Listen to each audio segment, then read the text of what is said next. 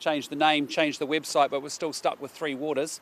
It's a dumb policy, we're going to repeal it. And again, we changed a number from 4 and we end up with a number 10 and nothing else has changed. So not a great start on Three Waters, I would have thought, for this government. Dumb policy is pretty straight up and down and not overly nuanced. Can you tell us what you mean? Can you expand on it a little bit? Well, as my mum and dad would say, it's like changing the label on a larder. You still got a larder. Essentially, all that we've done is all this government has done is rebrand Three Waters with a different name. It's gone from 4 entities to 10, but the same structure, and it hasn't changed the divisive co-governance. It needs to be repealed. You think your proposal will cost the needs outside? Well, look, our proposal is really simple. We're going to repeal the government's legislation. We're going to make sure we actually return these assets that have been confiscated from local governments, from local residents to local councils. We're going to make sure that there's good water quality standards, that there's a really good investment in infrastructure, and that's a water infrastructure regulator. And we make sure that the councils can actually have access to long-term debt funding so they're financially sustainable. The Minister said the majority backed this. I'd love to know which majority he's talking about. I mean, the reality is we have our plan, Local Water Done Well. We've had fantastic backing from the councils for local democracy, from councils and mayors and public up and down this country. The public see through this. They see it for what it is. It's the government trying to get out of a difficult situation by just rebranding Three Waters as something new and just keeping the same entity structure but just moving it from 4 to 10. Nothing else has changed. There's nothing in this that gets you any closer to what is ultimately being proposed by this government. Nothing at all. The only changes is a name change and the number of entities. That's all that's changed in this proposal. Nothing else has changed from what was on the table before. It's a pretty poor response to the feedback that the councils have given, the mayors have given, and the public have given about this. The right answer is to return these assets to local control and ownership, make sure you have clear standards around water quality and water investment and infrastructure, and make sure you have councils that can access long-term debt funding for actual long-term, long-lived assets. That's the answer. That's what we call the national plan, Local Water Done Well.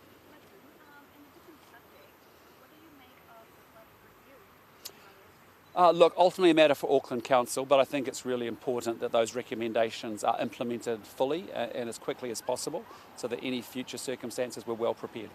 Would you have liked to have seen, the Mayor, perhaps the CEO, front up yesterday? Look, ultimately that's a matter for Auckland Council. What's important is those recommendations get implemented quickly so that we have a better response going forward. Constituents, obviously, in Auckland, specifically out east, but I mean, arguably all of Auckland are going to be deciding whether to vote for you or not this election. So, do you think they ought to have had some ownership from Auckland Council? It's ultimately a decision for Auckland Council and for the Mayor themselves as to why he did or didn't show up. That's something that you need to ask him. All I'm saying is I'm focused on making sure recommendations get implemented so we get a better response next time. I'm asking you for your feelings on it, though. You don't have a view on it? It's a matter for Auckland Council and for the Mayor. You ask him. How would a national government fund investment in? Well, we've talked a lot about this. We need to make sure that we have good, resilient infrastructure in this country. It's a key thing to actually drive greater productivity in our economy. It has huge social benefits, and we need to make sure that we actually are able to take the country forward and can lift incomes through investing in infrastructure. We think there's lots of multiple ways to do that. We'll have more to say about that as we get to the election. Heading back to Three Waters, yes. The government says that your plan is just the status quo. What do you say to that? Well, I totally disagree, and we talked about our plan. We gave you our plan in great detail in February, and we were really upfront about what we were doing, and we've said really clearly we need to return these assets to local control and ownership. We need to put some real good riverbanks in place around water quality and making sure that councils are investing appropriately in their water infrastructure going forward so they don't underinvest. And we need to be able to unlock long-term funding for them so that they can actually match that funding up to making sure that they are consistently invested in high-quality infrastructure going forward. I think our plan is the best plan to be able to put things on the right financial, sustainable footing that we need going forward, and that's why you've seen so many mayors, so many councils across the country endorse it.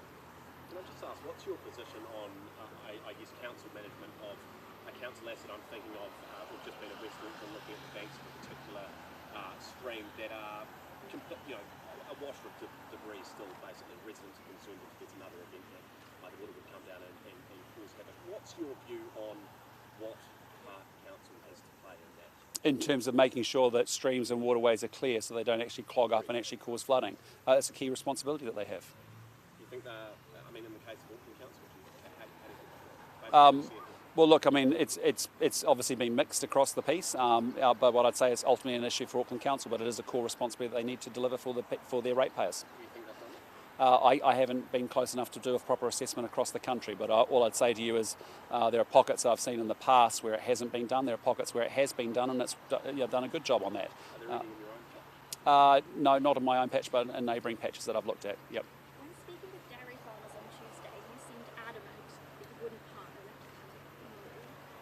What's changed? Oh, nothing's changed. I've been really clear over the last year. It's highly unlikely we'll work with the Māori Party. But what we're fixated on is making sure we have a compelling vision for New Zealand, and we can talk about our policies. And we say to people, if you want to change the government, you've got to party vote national. We'll have more to say about calculations and coalition partners closer to the election. You said no on Tuesday. Highly unlikely, is it not? I was asked in the context of who would you work with, and I just mean it's highly unlikely we're going to work with the Māori Party. I said highly unlikely we'd work with the Māori Party, and as a consequence, what I'm saying very clearly is we're focused on making sure we maximise the National Party vote, and that's what it's all about. If you want to change the government, you've got to party vote national. Great, awesome guys, thanks for your time, appreciate it, take care, see ya. Would National give a government guarantee to enable councils to borrow more or borrow on their behalf? Well, look, as we said, if you go back and look at the details of our plan, we want each council to come forward to the Minister for Local Government with their plan on how they're going to make sure that they are financially sustainably investing in water infrastructure over the next 30 years or so. That requires councils to make sure that they've got good access to debt financing, long-term debt financing.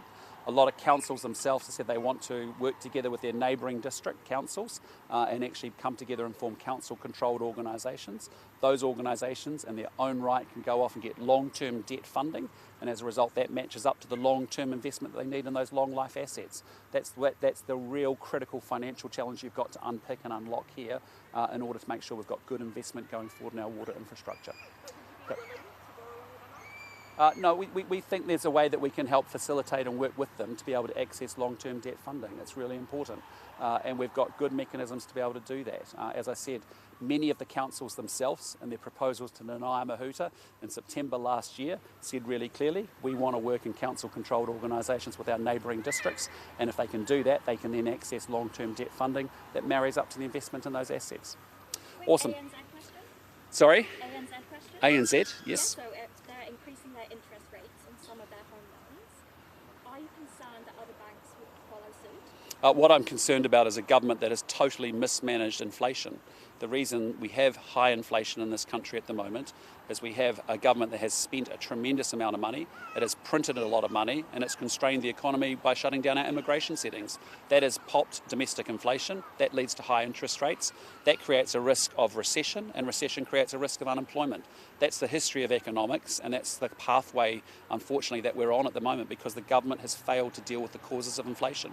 You saw a great example of that compare and contrast just 2 weeks ago.